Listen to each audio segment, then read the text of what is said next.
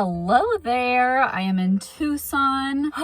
Man, feels good to be here, honestly. Sometimes I get mixed feelings. I used to live in Tucson. It's been a while. Last time I was here, I broke my arm. So much fun. I fell off a horse. I usually do equine therapy when I come here. I used to be an equestrian back in the day. Yeah, during the pandemic, I started getting back into horses again, and that was super fun. Anytime that I've come to visit, I've just gone back and decided to continue. I don't know how other forms of equine therapy are, but this one integrates a lot of somatic experiencing, and then also it had the riding component. And as far as I know, not all forms of horse therapy have the riding component, but I really wanted to have that. The woman that I work with is absolutely amazing. She's one of my favorite people on this earth, like truly very spiritual, very, very wise. I always learn so much from her and the horses.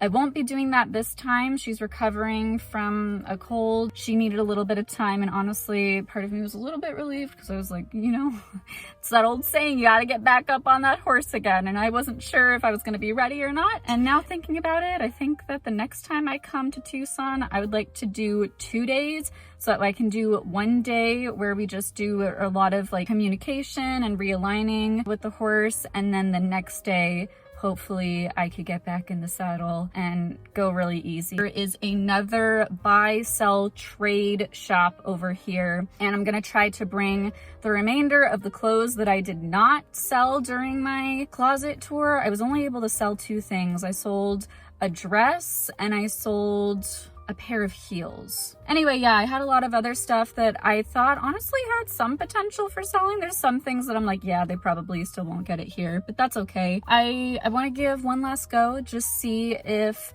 Tucson likes my clothes more. And then I'm getting my hair done, which I can't wait to do because I love the length. It just needs to be a little bit healthier. I don't know if you can tell and everything. I don't know. It just, and my bangs too. I did the straight bangs last year. These just need to be shaped better. It's something that's really been annoying me anytime I've been on camera, pictures, whatever. I'm very much looking forward to just shape in my hair. I've got a little bit of time to kill before that hair appointment, so I'm gonna go ahead and see if I can sell some of those clothes now. Here is what it looks like in the thrift shop. They honestly usually have a lot of really cool stuff. Everybody kept complimenting my bloomers, which I was super proud of, that I wore for one of my last burlesque dances, and I figured I'd get a little bit of extra use out of them.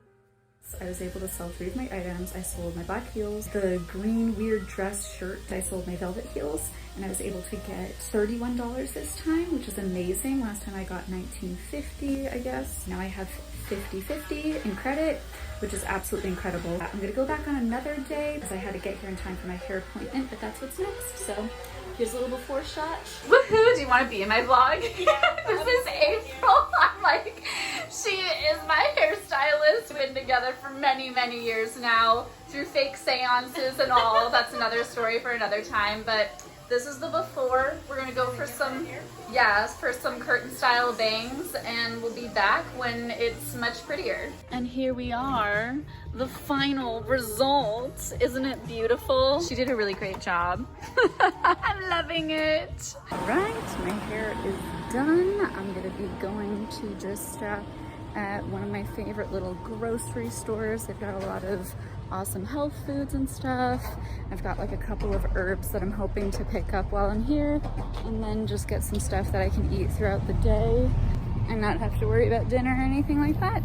And then I'm gonna be headed over to my friend's house to hang out for a bit. So I'm staying there tonight as well. I love a lot of things about the Tucson Food Co-op. My favorite thing probably being the hot bar, but my second favorite thing for sure being their bulk herbs and spices section. I've definitely bought a lot of things for my own personal apothecary here, and I just had a couple of things that I needed to stock up on, so that's what we're doing today. I got some fun stuff. I've got 1 cake, 2 cake. One's gonna be for me and the other one's gonna be for my friends, because the last time that I was in Tucson, I meant to bring a birthday cake because it was her birthday, and then I didn't get to see her at all because, you know, broken arm. This is a tempeh BLT. It is so good.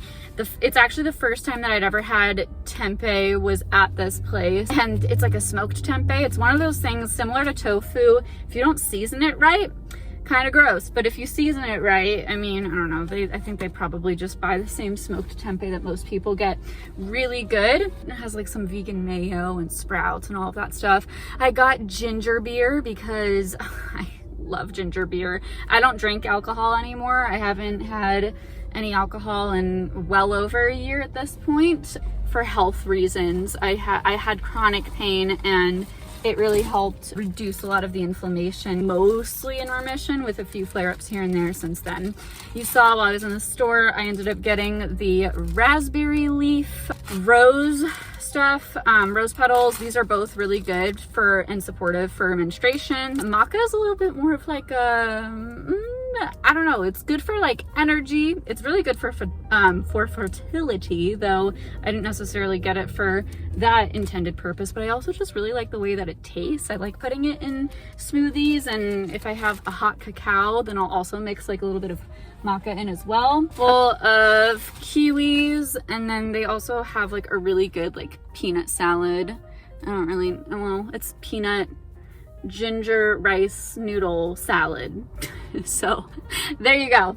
So that's what we've got for today. I'll probably honestly be back here again tomorrow morning for breakfast, because that's usually what I end up doing when I'm in town. But I'm gonna go hang out with my friend now, bring the birthday cake. I also made her a candle, so I'm excited to bring that, and it should be a fun time. I had lots of fun with my friend Korie. We ended up filming a crochet video together. You can click here or look in the description below in order to watch it.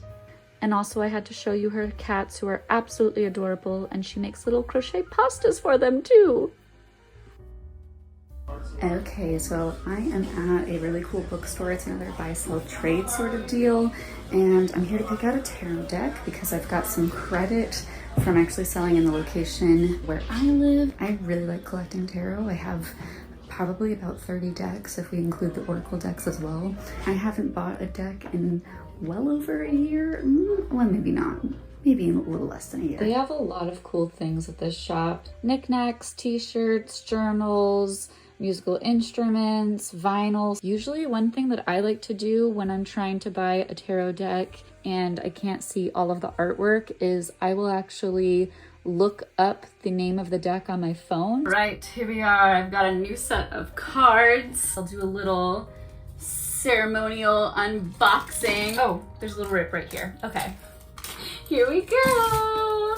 I'm kind of excited about this. This is not one that I've seen before. I have, as I was saying, at least, I don't know, 30 decks. I probably only have about 10 tarot. I think the rest of oracle. I tend to really like getting oracle decks. Boom, boom, boom. That's what we had. A little sleeve, took that off. I sometimes like to do a whole little online tarot reading with some friends. You know who you are. And we'll do a little group tarot reading together, and anytime I'm doing a tarot reading for them, I always send them my Google Doc of all of the cards that I have, and I'm like, pick a few. Let's do it. So, ooh, this is what we've got. See, I like being able to look at all of the different art. So my favorite card, the Fool, always. Magician. We won't go through all of them, obviously, but it gives you a little bit of an idea. High Priestess, that's really cool. The Empress is like a little mouse. Oh my goodness. And then the last one, we'll do Emperor because this one looks kind of cool. I like the bird. Oh my gosh, this is gonna be such a fun deck. It's so whimsical. I'm really excited about this. Like I said, I love collecting decks. I haven't gotten one in a really long time. I'm like, you know what? It's Halloween. Maybe I should do like a tarot reading, like, you know, one of those. He's coming back to you, I can tell, because look at the, no, I'm just kidding. Not not one of those, no, but just one of those, like, you know, general readings or whatever that people do on YouTube. If you don't follow Tarot, she's my absolute favorite. I watch all of her videos. Okay, we're gonna not keep this because as cool as it is, it's gonna be annoying to put my cards back in that little sleeve. I don't need that. Yeah, like sometimes I won't even need a reading, like it just won't even be relevant, but still I'll watch her videos because I just like hearing her insight on life. Like it's kind of like that's the way that she makes her content, and if she had other content I would equally enjoy that as well. But also it's just really cool to hear her talk and hear her perspective on different situations and everything. The tarot reading very well could not even be relevant to me and not resonate at all, and I'll just have all of my cards out and I'll start pulling cards with her and I'll be like, yeah, this.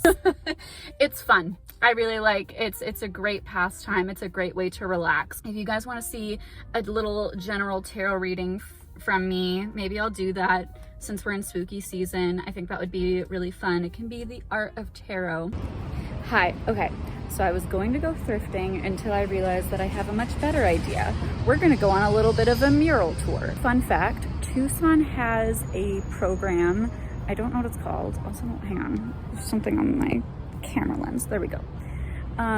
Tucson has a program where they actually commission artists to do murals on sides of buildings and everything.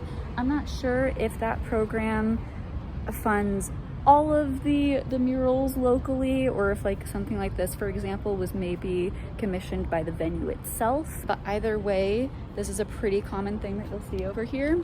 So just to flip around and give you a better view, these two are on the side of the theater, the Rialto, which is a pretty popular theater that we have here in Tucson. I actually saw Pentatonics there a few years ago, like right before they actually started getting popular, which is pretty cool. This is one of my absolute favorite places ever over here in the background, Hotel Congress. My friends here know. It is a haunted hotel. And as I was telling you earlier in the video with my friend April, my hairstylist, I took her to a fake seance that I thought was real. I thought it was gonna be a real seance because it's in a haunted hotel. And I'm like, I'm okay if nothing happens, but like, it was a whole theatrical experience, but it was it was strange. It was very strange. And afterwards we were just like, what was that? It was still a really fun experience. It was just really funny because I had brought all of my ghost equipment and they wouldn't call on me for any of the questions when I was trying to answer. And my friends had to point out to me, they're like, yeah, Allie, it's because you actually have an idea of what's going on. You know how this stuff actually works, and they need to keep their theatrics going and everything. So I don't know, it was honestly, it still was a very fun experience. But yeah, I definitely would love to be able to do a video there in the future when I actually have the camera equipment to be able to do a haunted investigation and have it look really nice, and also be able to afford to rent a room again. I did rent a room there in 2020 with some friends, and we did an investigation then, but we took like little video clips, but we didn't actually film anything for real. Anyway, that'll be for another video, but let me go ahead and show you some of the other murals that we have over here in Tucson. Most of these murals are located downtown. However, there are definitely similar murals all over Tucson on the sides of buildings. I know that the project that commissions the artist often has a theme each year. I know that one of the years was identity, but I couldn't tell you all of the different years and which paintings fit exactly what theme. Of course, with the theme of identity, a lot of people created their murals based around their culture or their heritage. I couldn't tell you all of the themes and all of the years and which paintings match which, but these are just a few. So those are just a few of the different murals that are here in Tucson. There are dozens and dozens more, and I mean, I would really have to go all the way around town to show you all of them. This is one of the things that I kind of miss about living in a really artsy kind of city, is just having access to art kind of all the way around. I mean, even while I was walking, I ended up finding these really cool 3D sculptures, these abstract sculptures and everything, and those are just like in a window display, and I love that so much of that stuff is featured around here. I really think that having art be such a focal point within the city itself really honestly brings a sense of community. It is a slightly larger population than people would normally expect. I don't remember exactly how much it is, but it's one of those cities that definitely still has a little bit of a small town feel for sure, despite its population, right? I just stopped at one of my favorite little candle shops, and I was able to get some of my favorite drip candles that I like to get over there. And then I also got a little selenite moon dish for one of my friends because she loves using her moldavite, but she doesn't cleanse it. And I told her that she needs to start cleansing them. She's like, how do I do that? I'm like, my dear, you can put it under a full moon, or you can use selenite, which is like a self-charging crystal. And so I've got little charging stations for all of my crystals. Oh, look it, there's a cool little plant over here. Yeah, I just got her a little selenite moon dish, so that way she can now put her moldavite there when she's not using it. All right, I've got quite the food haul from the food co-op. That is the grocery store that I went into yesterday when I got my herbs and my other food. It's kind of just my regular go-to whenever I'm here. I love these Hail Mary. So I was able to get those, which are amazing. They have like the almond butter and just a really melty kind of chocolate. It's awesome. I got a mango black bean salad. This is pretty good. I've had it before. I've honestly had everything before. I've had bananas before. I did get some stuff quite a bit because I just wanted to make sure I had enough food for the rest of the day, as well as having some stuff for tomorrow as well, just 2 energy bars, because I have to actually wake up pretty early and go and teach tomorrow morning. I teach piano and voice lessons, and I need to make sure that I get home back in time for that. It's a 2-hour drive, so I just made sure that I had enough food for the rest of today, as well as making sure that I get a little bit of breakfast tomorrow. I got a Thai butternut squash soup bisque. I don't know what the difference is between a soup and a bisque. Maybe a bisque is a little bit thicker. I'll have to look that up. And then I won't take out this because I actually showed, here's the little hot bar over here. They had like a vegan teriyaki beef sort of situation with some fried rice, egg roll, and whatever else. Grabbed a little bit of everything that was vegan. And then I also got a lemon lavender scone. So either that and or the bananas are gonna be breakfast tomorrow. Anyway, I'm ready to head back to my friend's house, have a little bit of lunch, relax a little bit, and then I'm hanging out with some other friends later on tonight. All right, so it's a little bit dark, hopefully you can hear me, but I am at an event at the Tucson's MoCA, their art museum over here, and they have a fundraiser event. There's like a whole party. It's some sort of collaboration with a chorizo company over here, and this is kind of the vibe of what's going on. I'm also out here with my friends. Do you guys want to be in my vlog? Yes. Hi! We're the 3 Alexes! Great. And we're partying! So yeah, we're just partying, having a good time, and I'm honestly kind of tired. It's really, really hot, but we're making do, and we're having a good time. So those are my friends, the Alexes. Both of their names actually are Alex, and my real name is actually Alexandra. So when I am with them, I also become an Alex because we like to confuse people. And by the end of the night, we found 8 Alexes total, including ourselves, which I'm pretty proud of.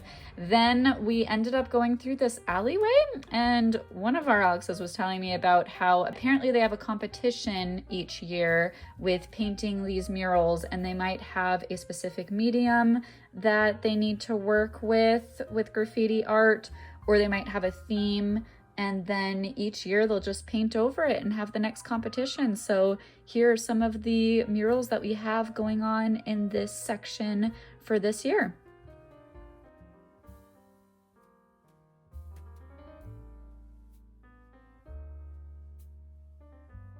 Hi, I'm back from Tucson. It's a few days later. I'd say overall I had a pretty decent trip. I wasn't expecting to go and vlog, and then it kind of just happened, and I'm kind of happy that I did because I think it made the trip more worthwhile for me. I'd say the highlight of my trip was being able to, I'm so sorry that this is in the way. Anyway, I'd say that the highlight of my trip was being able to go and create that video with my friend Korie. That was not planned, but doing the crochet was honestly so exciting for me because that is the kind of content that I really envisioned being able to create when I started this channel. As if I've been doing it for so long. I think I have like 6 videos up, maybe, if that. Will this be video 6? I don't know. But I mean, it has been a vision for a long time coming, and I have been thinking about how I was going to make this channel. I'm really excited to finally be doing it, even though I don't have all of the camera equipment that I would like to have. I mean, hi.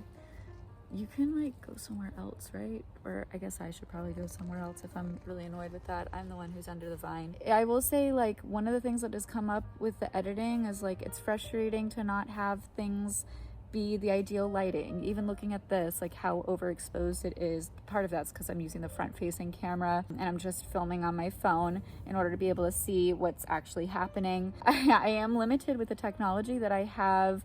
I have limited storage on my computer. I don't have the newest equipment, but I'm making it work. And that is something that I really wanted to bring up and mention while I was making this video, is just the idea that maybe my videos look a lot less professional, which, like, I mean, I don't know, is half the fun of YouTube sometimes anyway, but they aren't necessarily to a standard in which I am happy with.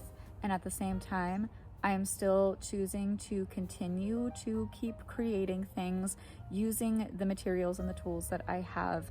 And I just wanted to name that out loud because I feel like it's such a common thing for people so often to feel limited and decide that they're not even going to start a project because they don't have the ideal circumstances to be able to create their perfect vision. Like, baby girl, you got to start somewhere. Like, you got to take the first step. You got to take a little leap of faith.